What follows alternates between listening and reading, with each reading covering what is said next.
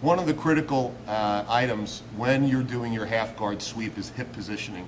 From a visualization perspective, I want you to think about your hips either being a wall that you're sliding back and forth and tripping your opponent over, or when we get into deep half, I want you to envision a log where, almost like those lumberjacks who stay on top of the log, you roll the log and you're trying to get the person on one side of the log or the other.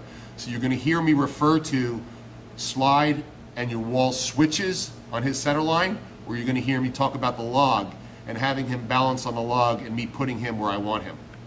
So example, when we do the seatbelt out the back, when I'm here on the seatbelt out the back and Brian puts his whizzer in, right?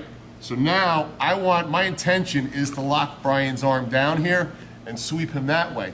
But he's a big guy. He's a really big guy. There's no way I'm going to be able to muscle him over. And I see a lot of beginners try this with, oh, I saw my coach do this. They grab the belt and man, they try to pull the guy over. You can't do that easily.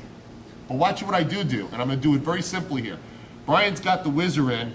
I'm just going to put a little pressure against Brian and he's going to resist. Yeah. Now watch what I do slowly. I'm going to do this. Watch how this leg controls my hip. This is the slide of the wall. I create a wall now that I get Brian on the other side of. See already his balance is going, and look, he's already swept. It's very important to understand that concept. So he's here, I'm pushing against him.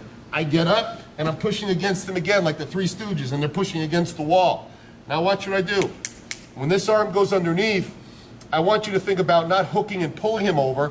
I want you to think about hooking and pulling yourself underneath him and switching the wall across his center line. Watch. Slide. This foot comes down. Whoop. I slip right underneath him, and look, Brian's falling on the other side of the wall. Okay? So when we talk about the slide movement, think of the wall. When we talk about the log movement, think of the roll.